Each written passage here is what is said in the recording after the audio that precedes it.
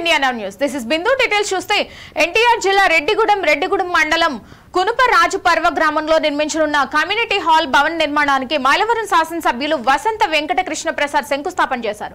ఈ సందర్భంగా 100 రోజుల్లో కమ్యూనిటీ హాల్ భవన నిర్మాణాన్ని పూర్తి చేస్తామని హామీ ఇచ్చారు. ఈ సందర్భంగా ఎమ్మెల్యే వసంత కృష్ణ ప్రసాద్ మాట్లాడుతూ కునుపరాజు పర్వ గ్రామాభివృద్ధికి ఇప్పటికే 60 లక్షలు మంజూరు చేసినట్లు వెల్లడించారు. కునుపరాజు పర్వ గ్రామంలో విద్యుత్ సమస్య, వివిధ సామాజిక వర్గాల శ్మశాన వాటిక స్థలాల కోసం జిల్లా కలెక్టర్ గారి దృష్టికి సమస్యను తెలియజేస్తామన్నారు. ఈ కార్యక్రమంలో స్థానిక ఎన్డీఏ మహాకూటమి నాయకులు తదితరులు పాల్గొన్నారు.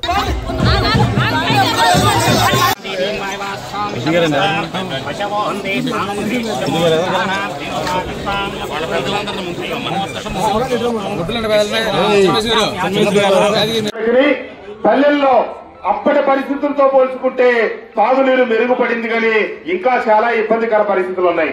కేంద్ర ప్రభుత్వం జలజీవన మిషన్ అని చెప్పి ఒక పథకాన్ని తీసుకొచ్చి రాష్ట్ర ప్రభుత్వం 10% డబ్బులు పెడితే 90% కేంద్ర ప్రభుత్వం ఇచ్చి గ్రామాలలో ఇంటింటికి కుళాయిలు ఇచ్చే పథకాన్ని ప్రారంభించింది. భారతదేశంలో ఉన్న అన్ని రాష్ట్రాలు ఆ పథకాన్ని సద్వినియోగం చేసుకున్నాయి. దురదృష్టవశాత్తు గత ప్రభుత్వం ఆ పథకాన్ని కూడా సద్వినియోగపరచలా. పవన్ కళ్యాణ్ గారు ఆ విషయాన్ని గుర్తించి జలజీవన మిషన్, ఎందుకంటే కేంద్ర తాగునీటి మంత్రి గారే స్వయంగా ప్రకటించారు, ఈ పథకాన్ని భారతదేశంలో ఉపయోగించుకొని ఏకైక రాష్ట్రం ఆంధ్రప్రదేశ్ అని చెప్పి. ఈ పర్యాయం పవన్ కళ్యాణ్ గారి నాయకత్వంలో జలజీవన మిషన్ సక్రమంగా వినియోగించి నీటి కొరత ఉన్న గ్రామాలకి సమగ్రంగా మంచినీటి సౌకర్యం కూడా ఈ 5 సంవత్సరాల కాలంలో అన్ని గ్రామాలకు సక్రమంగా ఏర్పాటు చేస్తామని మీ అందరికీ తెలియజేస్తూ, తప్పకుండా మొన్నటి ఎన్నికలో గెలుపుకి కీలక పాత్ర వహించిన, ఎందుకంటే నియోజకవర్గంలో అన్ని గ్రామాలు రికార్డులే, అన్ని మండలాలు రికార్డులే, కేవలం నియోజకవర్గ వ్యాప్తంగా ఒక్క 4 గ్రామాలే వైఎస్ఆర్ కాంగ్రెస్ పార్టీకి మెజార్టీ వచ్చింది. మిగిలిన సమస్తం అన్ని గ్రామాల్లో కూడా మనకే వచ్చింది. మైలవరం ఊరు తీసుకుంటే ఎప్పుడు ఊరు పుట్టిన తర్వాత 4000 మెజార్టీ రాలా. ఇబ్రహీంపట్నం, కొండపల్లి ఏనాడు ఏ పార్టీకి పోయినసారి నాకు వచ్చింది హైయెస్ట్ 6000 2019లో. ఈ పర్యాయం 11,000 మెజార్టీ వచ్చింది. అట్లాగే గుంటుపల్లి పోయినసారి నాకు 52 ఓట్ల మెజార్టీ వచ్చింది. ఆ స్థానంలో ఈసారి 2200. ఈ రకంగా అన్ని గ్రామాల ప్రజలు కూడా అత్యంత ఆదరించి. మహబూబాబాద్ కాంగ్రెస్ నేత గణపురపు అంజయ్ ఎమ్మెల్సీ రవీంద్రరావుపై ప్రెస్ మీట్ ను ఉద్దేశించి బీఆర్ఎస్ నేతలు కౌంటర్ ఇచ్చారు. ఈ మేరకు ఎమ్మెల్సీ తక్కెలపల్లి రవీంద్రరావు వర్గీయులు తీవ్ర ఆగ్రహం వ్యక్తం చేశారు. చోటా నేతలు, గల్లీ నేతలు కూడా ఎమ్మెల్సీ తక్కెలపల్లి రవీంద్రరావుపై అవాకులు చవాకులు పేల్చితే ఎలా అంటూ ప్రశ్నించారు. కాంగ్రెస్ నేతలు స్థాయిని మరిచి మాట్లాడుతున్నారని విమర్శించారు. మరోసారి ఎమ్మెల్సీపై తప్పుడు ఆరోపణలు చేస్తే చూస్తూ ఊరుకోమని హెచ్చరించారు. ఈ కార్యక్రమంలో municipal chairman Rammohan Reddy, vice chairman Marneni Venkanna, Edla Venu తదితరులు పాల్గొన్నారు. ఒక విద్యార్థులను పట్టించుకోడు, ఒక ప్రిన్సిపాల్ పట్టించుకోడు, కాలేజ్ స్టాఫ్ పట్టించుకోన్నాడు. కానీ ఎంతో మంది, వేల మందికి ఇవాళ విద్యా బుద్ధులు నేర్పి ఎంతో మంది ఇలా ప్రజాపరమైనటువంటి విద్యా సంస్థలు పెట్టి చాలా మంది కూడా ఇలా ఎంతో మంది కూడా జీవితం ఇచ్చినటువంటి వ్యక్తి ఎమ్మెల్సీ గారు. తర్వాత ఎంతో మంది దాంట్లో ఎంప్లాయ్మెంట్ చేసి కాలేజీలో కావచ్చు, స్కూల్లో కావచ్చు, దాదాపుగా 40 సంవత్సరాల నుంచి కూడా విద్యా సంస్థలు నడిపించుకుంటూ ఎంతో మందికి ఉపాధి కల్పించిన వ్యక్తి ఈరోజు. దాంతోపాటు వారి యొక్క కుటుంబ సమస్యలపైన అన్నదమ్ముల మధ్య విషయం మాట్లాడాను. కానీ అంజయ్య గారు, మీరు ఒకటే చెప్తున్నారు, మీకు అన్నదమ్ములు ఉంటే ఆ బాధ ఏందో మీకు తెలిసేది, కానీ అన్నదమ్ముల మధ్య విడగొట్టేయడం, మాట్లాడడం అనేది ఇది మంచి పద్ధతి అని చెప్పి ఈ సందర్భంగా తెలియజేసుకుంటున్నాను. ఒక గల్లీ మనిషి, ఒక మా రాజకీయ గురువారీలు ఎమ్మెల్సీ తక్కెలపల్లి రవీంద్రరావు గారి మీద ప్రెస్ మీట్ పెట్టి మన భూతు పురాణం మాట్లాడడం జరిగింది. వాస్తవంగా ఆ గణపురపు అంజయ్య అనే వ్యక్తి ఒక బ్రోకరు, ఒక లుచ్చ, ఒక లంగ, ఒక దగాకోరు అయిన వ్యక్తి. మరి మా సారు కాలుగోటి కూడా సరిపోని వ్యక్తి మా సార్ని విమర్శించడం ఇంత దారుణంగా పరిగణిస్తూ, వాస్తవంగా నిజాం చెరువులో భూములన్నీ పార్టీ చేసి అమాయకులైన ప్రజలకు అమ్మి డబ్బు పోగు చేసుకొని ఒక కిరాయి అంత మూటగా సభ్యుడిగా వ్యవహరిస్తూ పొద్దున ఒక మాట మాట్లాడతాడు, సాయంత్రం ఒక మాట మాట్లాడతాడు, పొద్దున ఒక పార్టీ ఉంటాడు, సాయంత్రం ఒక పార్టీ ఉండే వ్యక్తి ఇంతవరకు సభాపతి సందర్భంగా తెలియజేస్తూ ముఖ్యంగా ఆయన చేసిన భాగ్యమ్మ ఎంఆర్ఓ గారు ఉన్నప్పుడు ఆయన ఫంక్షన్ హాల్లో గొడవ జరుగుతున్న తరుణంలో మా సార్ దగ్గరికి వచ్చి నడి రోడ్డు మీద మా సార్ కాళ్ళ మీద పడి ఏడిచిన రోజు మడిచిపోయినవా కనపుర బంద్ చేయాలని నేను అడుగుతాను.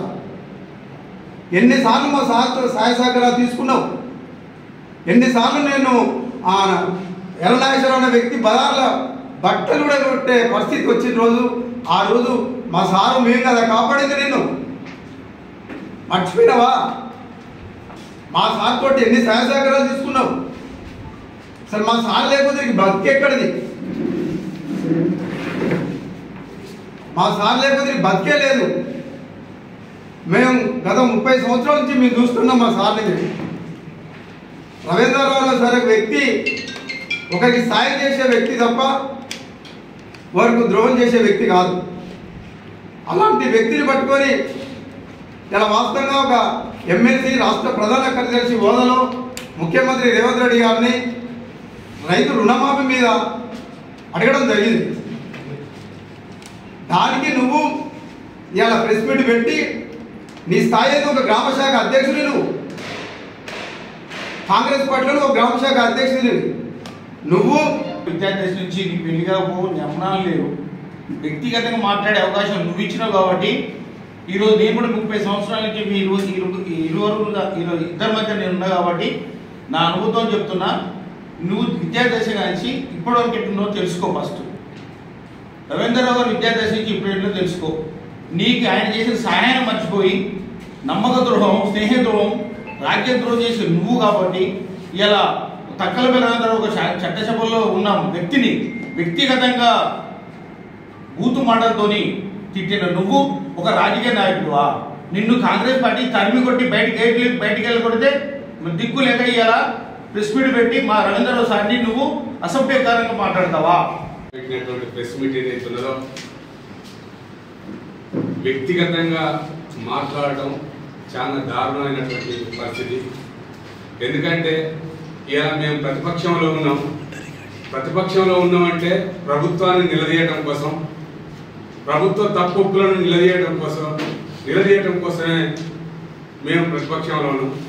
ఆయన చట్టసభలలో ఇలా ముఖ్యమంత్రి గారిని రైతుల మీద రైతు రుణమాఫీ చేయలేదనే ఉద్దేశంతో ముఖ్యమంత్రి గారిని మాట్లాడినటువంటి మాట నిజం.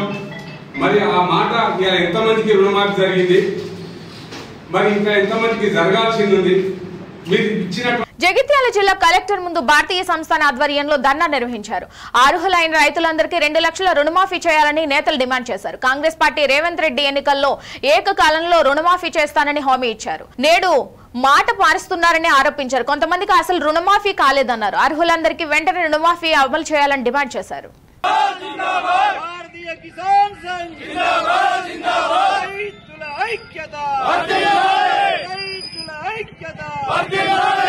రైతులు విపరీతమైనటువంటి కష్టాల్లో ఉన్నారు. రైతులకు రుణాలు కూడా ఉన్నాయి కాబట్టి రేవంత్ రెడ్డి గారు వస్తే రుణమాఫీ అవుతుంది అనేటువంటి ఆశ రైతుల లోపల ఉండే ఆయన చెప్పిన మాటకు అనుగుణంగా ఆయనకు మద్దతు ఇచ్చారు. రేవంత్ రెడ్డి గారికి ఆయనను పీఠం ఎక్కించారు. ఇప్పుడు ఇన్ని రోజులు గడుస్తున్నా రుణమాఫీ పూర్తిగా అమలు కావడం లేదు. 1 లక్ష లోపు అయినాయి, కొందరికి కాలేవు, టెక్నికల్ సమస్యలు అంటున్నారు. అయితే రైతులు రుణం తీసుకుంటున్నప్పుడు బ్యాంకుల లోపల ప్రతి ఒక్క పత్రం వారిది ఉన్నది. ఆధార్ కార్డ్స్ ఉన్నాయి, పాస్బుక్లు ఉన్నాయి, అన్ని వివరాలు కూడా బ్యాంకుల దగ్గర ఉన్నాయి, ప్రభుత్వాల దగ్గర ఉన్నాయి. అయినప్పటికీ టెక్నికల్ సమస్య అని చెప్పి రైతులకు పూర్తి స్థాయిలో రుణమాఫీ అనేది చేయట్లేదు. దీని ద్వారా రైతులు అనేది తీవ్రంగా నష్టపోతున్నారు. గత ప్రభుత్వం లోపల కూడా రుణమాఫీ కాలేదు, ఈ ప్రభుత్వం లోపల కూడా రుణమాఫీ అయితలేదు. ఏ ప్రభుత్వం అయినా అంతిమంగా నష్టపోయేది రైతే అవుతున్నాడు. కాబట్టి రేవంత్ రెడ్డి గారి దృష్టికి మేము ఈ ధర్నా మాధ్యమికంగా కలెక్టర్ ద్వారా ప్రభుత్వం దృష్టికి తీసుకొచ్చేది ఏంటి అని అంటే, వెంటనే 2 లక్షల వరకు ఏదైతే రుణం ఉందో వాళ్ళందరికీ కూడా రుణమాఫీ చేయాలి. 2 లక్షల కంటే ఎక్కువ ఉంటే మీరు రైతులు చెల్లించండి అంటున్నారు. మేము చెల్లించామా అనేది మా దగ్గరికి వెళ్ళి ఎట్లా వసూలు చేయాలనో అట్లా బ్యాంకు వాళ్ళు వసూలు చేసుకుంటారు. మీరు ఇచ్చేది ఏదైతే ఉన్నదో దాన్ని మాకు మా అకౌంట్లోకి జమ చేయాలి. ఒకవేళ మీరు త్వరితగతిన కనుక నిర్ణయం తీసుకోకపోతే రాష్ట్రం లోపల ఇంకా పెద్ద ఎత్తున ఉద్యమం దీన్ని తీసుకుపోతాం. రాష్ట్రం లోపల ఒక అలజడి కూడా సృష్టించే అవకాశం ఉన్నది. జగిత్యాల జిల్లా కేంద్రంలో డీఎస్పీ రఘుచందర్ ఆధ్వర్యంలో జగిత్యాల పట్టణ ఇన్స్పెక్టర్ ఎస్ వేణుగోపాల్ వారి సిబ్బందితో కలిసి Jagtial new bus stand area bus stand పరిసరాల్లో అనుమానాస్పద వ్యక్తుల వద్ద ఇతర ప్రయాణికులు ఉన్న బస్సులలో తనిఖీలు నిర్వహించారు. నిషేధిత గంజాయి ఇతర మాదక ద్రవ్యాలు రవాణాపై స్నీపర్ డాగ్తో తనిఖీలు నిర్వహించారు. ఈ తనిఖీల్లో జగిత్యాల పట్టణ ఎస్ఐలు పోలీస్ సిబ్బంది పాల్గొన్నారు.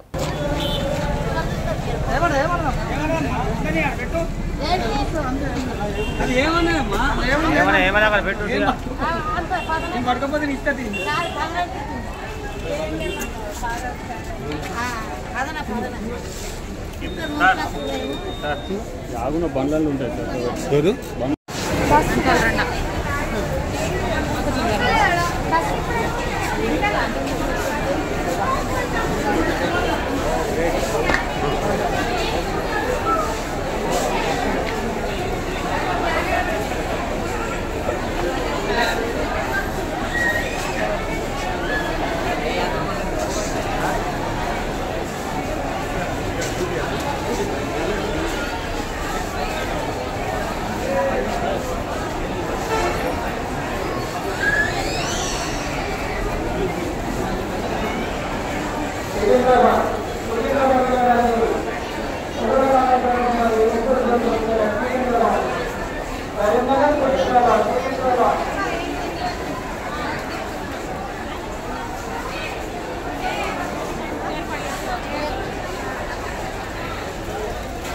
ఇబ్రహీంపట్నంలో గత ప్రభుత్వం చేసిన ధరణి లోపాల కారణంగా బాధితులు ఇంకా కార్యాలయాల చుట్టూ తిరుగుతూనే ఉన్నారు.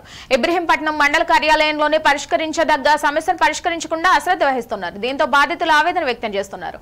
తాజాగా రంగారెడ్డి జిల్లా ఇబ్రహీంపట్నం మండలం మంగళపల్లి సర్వే నెంబర్ 374లోని 1 నుండి 32 గుంటల భూమిని నిషేధిత జాబితా నుండి తొలగించాలని 8 నెలల నుండి ఆఫీస్ చుట్టూ తిరిగినా ప్రయోజనం లేదంటూ Mumbai Tata institute of social sciences లో గోల్డ్ మెడల్ సాధించిన జీవన్ తన భూ సమస్య పరిష్కరించడంలో అధికారులు విఫలం చెందారని, ఉన్నత చదువులు చదివిన తనకే ఇలాంటి పరిస్థితి ఉంటే ఇతర సామాన్యులకు అధికారులు ఎలా అందుబాటులో ఉంటారని ఆవేదన వ్యక్తం చేశారు. ఈ మేరకు కార్యాలయంలో తలకిందులుగా నిరసన తెలిపాడు. దీంతో తహసీల్దార్ నా దృష్టికి ఇప్పుడే వచ్చిందని 20 రోజుల్లోగా సమస్య పరిష్కరిస్తానని హామీ ఇచ్చి సమస్య సద్దుమణిగింది. లోపలికి వచ్చాడు. ఏంటి అంటే ప్రోహిబిటెడ్ ఇష్యూ ఉంది. ఇష్యూ మొత్తం అడిగాను, తను అంతా చెప్పేశాడు. నేను కూడా అన్నాను అది సీలింగ్లో ఉంది కాబట్టి దాన్ని సర్వే చేయించి దాని ప్రొసీజర్ ఏది ఉంటుందో అదంతా చూసి దాంట్లో నేను జెన్యూన్గా ఉంటే చేసి పంపిస్తాను అని చెప్పాను. దానికి టైం పడుతుంది, వెంటనే అయితే చేయడానికి కుదరదు అంటే 8 months అయింది పెట్టి అంటే నేను వచ్చి 6 నెలలు అవుతుంది. వచ్చినప్పటి నుంచి ధరణి ఇష్యూస్ జరుగుతూనే ఉంటాయి. అది జరిగిన దాంట్లో ఇది మీది కూడా పంపిస్తాము. కాకపోతే అది కొంచెం ప్రొసీజర్ కాబట్టి టైం పడుతుంది. అంతవరకు కొంచెం మీరు ఓపిక పట్టండి. ఒక 20 రోజుల తర్వాత నేను ఏదైతే ప్రొసీజర్ మొదలు పెట్టానో నేను స్టార్ట్ చేసిన తర్వాత మీకు తెలుస్తుంది అని చెప్పి. దీంట్లో మాకు ఆ భూమిది అది కూడా వస్తుంది, పట్టా అయ్యింది, పాస్బుక్ ఉన్నది. మేము సాయిరెడ్డి అనే దాని దగ్గర తీసుకున్నాం. అయితే శివారెడ్డి దాని మీద 1 ఎకరా సీలింగ్ ఉందట. ఆ సీలింగ్ని మాకు సంక్రమింపజేసేటట్టుగా వాళ్ళు ఒకటి మాది ప్రొహిబిటెడ్ పెట్టింది. అది నిషేధించమని చెప్పేసి మేము ఒక 8 నెలల క్రితం ఈ ఎంఆర్ఓ గారికి అప్లై చేసాం. దాన్ని ఆమె పరిశీలించేటందుకు తీసుకున్నది. ఆ తర్వాత కదలిక లేదు ఆమె లోపల. ఆ తర్వాత అక్కడి నుంచి మేము ఆర్డీఓకి పోయినాం. ఆర్డీఓకు 6 నెలల కిందట ఇచ్చినాం, వాళ్ళ కదలిక లేదు. అటు నుంచి కలెక్టర్ పోయినాం, అక్కడ 4 నెలల క్రితం ఇచ్చినాం, అక్కడ కదలిక లేదు. అటు నుంచి సెక్రటరేట్ పోయినాం, అక్కడ 2 నెలల కిందట ఇచ్చినాం, అక్కడ కదలిక లేదు. ఇక్కడ స్థానిక ఎమ్మెల్యే గారిని రిక్వెస్ట్ చేసి మా బాబు నిరుద్యోగి ఉన్నాడు, పీజీ చేసిండు, గోల్డ్ మెడలిస్టు, అతను ఒక ఎంప్లాయ్మెంట్ అయ్యేటందుకు అని చెప్పేసి అక్కడ మా కులవృత్తి కుమ్మరితనం చేసుకోవడానికి అంటే ఒక ఫ్రిడ్జ్ మట్టితోటి తయారు చేసేటటువంటి నైపుణ్యం ఉన్నదన్నమాట మా బాబుకు. అట్టారిని గతంలో కూడా 3-4 సార్లు కలవడం జరిగింది. అయితే గతంలో మేము వచ్చిన ప్రతిసారి కూడా మా నాన్నను నన్ను మీరు ఇదే ఫస్ట్ టైం రావడం అని చెప్పింది.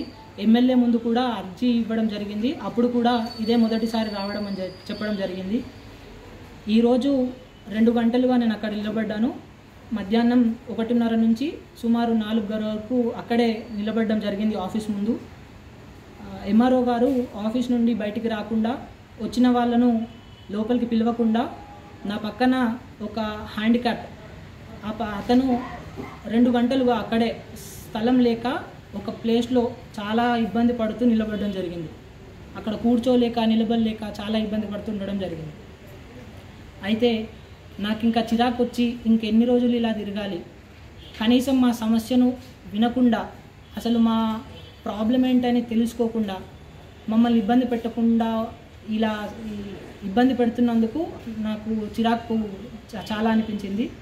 అందుకని నేను వీళ్ళ అటెన్షన్ ఎలాగైనా కూడా తీసుకోవాలి, కానీ నిరసన చేయకూడదు.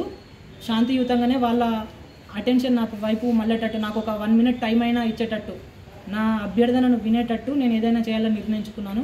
అందుకని అప్పటికప్పుడు స్పాంటేనియస్గా అలా చేయడం జరిగింది. తలకిందులుగా ఒక 2 నిమిషాల పాటు తపస్సు చేశాను. అలాగైనా చిత్తూరు జిల్లాలో 179 డెంగ్యూ కేసులు, 18 చికెన్ గున్యా కేసులు, ఒక మలేరియా కేసు నమోదైనట్లు డిఎంహెచ్ఓ ప్రభావతి తెలిపారు. జిల్లా వ్యాప్తంగా దోమల నియంత్రణకు పూర్తి స్థాయిలో చర్యలు చేపట్టామన్నారు. మున్సిపల్ కమిషనర్లు, వైద్య శాఖ సంయుక్త ఆధ్వర్యంలో దోమల నియంత్రణకు మందులు పిచికారీ చేయిస్తున్నామన్నారు. డెంగ్యూ, మలేరియా, చికెన్ గున్యా నమోదైన ప్రాంతాలలో దోమల నివారణ చర్యలు చేపడుతామన్నారు. గ్రామాల్లో బ్లాక్ స్పాట్ ప్రాంతాలను గుర్తించి లార్వా నియంత్రణకు ఆపరేషన్ చేపడుతున్నట్లు తెలిపారు. క్షేత్రస్థాయిలో సిబ్బంది గ్రామాల్లో పర్యటించి దోమల నియంత్రణకు చేపట్టాల్సిన అంశాలపై ప్రజలకు అవగాహన కల్పిస్తున్నామన్నారు.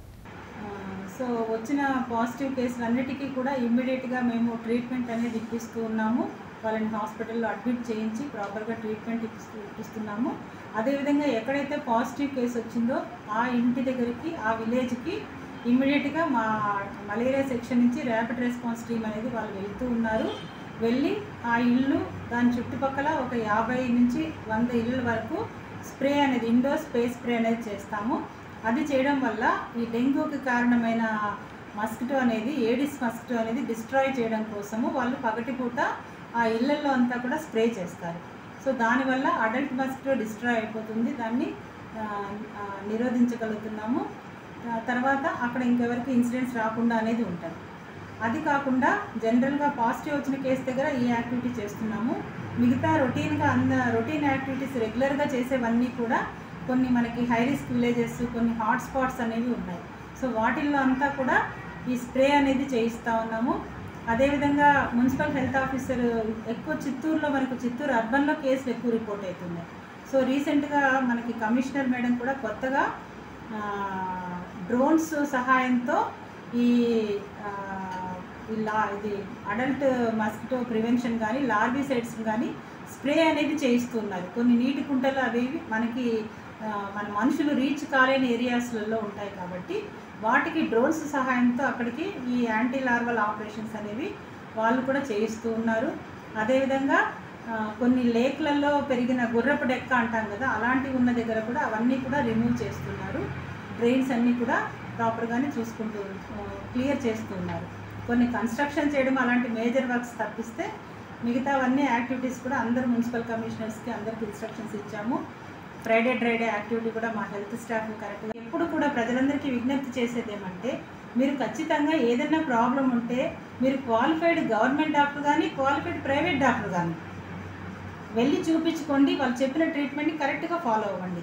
అంతేగాని అప్పుడప్పటికి తగ్గి ఇచ్చే, తెలిసి తెలియక చదువుకొని వాళ్ళు ఇచ్చే ట్రీట్మెంట్లు తీసుకొని ఎక్కువసార్లు రీసెంట్గా 2 డెత్లు సస్పెక్టెడ్ డెత్స్ అయినాయి హాస్టల్ పిల్లలు. వాళ్ళది చూస్తే వాళ్ళ హిస్టరీ అంతా వింటే ఏమంటే వాళ్ళు మెయిన్గా అంతా ఒక 4 ఆర్ఎంపీల దగ్గర తిరిగి వచ్చారు. లాస్ట్కి ఆ అమ్మాయి గవర్నమెంట్ హాస్పిటల్కి వెళ్ళేసరికి ఇంకా ట్రీట్ చేయని స్టేజ్లో వెళ్ళారు. ఇర్రివర్సిబుల్ షాక్ స్టేజ్ అంటాం అది. ఇంకా లాస్ట్కి ఆ అమ్మాయి డెత్ అయింది. అలా జరగడము మెయిన్గా ఈ ఆర్ఎంపీల వల్లే. సో ఆర్ఎంపీలందరూ కూడా దయచేసి వాళ్ళు చేయాల్సింది ప్రథమ చికిత్స మాత్రమే. ఏదైనా కట్లు కట్టడం కానీ లేదా ఏదైనా జ్వరం ఉంటే చిత్తూరు నగరంలోని కొంగారెడ్డి పల్లెలో 97వ చిత్ర కాఫీ బార్ ప్రారంభమైంది. ఈ సందర్భంగా నిర్వాహకులు మహేష్, రాము, కళ్యాణిలు మాట్లాడుతూ నగర ప్రజలకు రుచికరమైన టీ, కాఫీ, హార్లిక్స్, బూస్ట్, అన్ని రకాలైన సుగంధ ద్రవ్య, తేనీరును ఆరోగ్యకరమైన పానీయాలను అందించడానికి చిత్ర కాఫీ బార్ ప్రారంభించామన్నారు. కొంగారెడ్డి పల్లెలో చుట్టుపక్కల పరిసర ప్రాంతాల ప్రజలు కాఫీ బార్ ను సందర్శించవలసిందిగా కోరారు.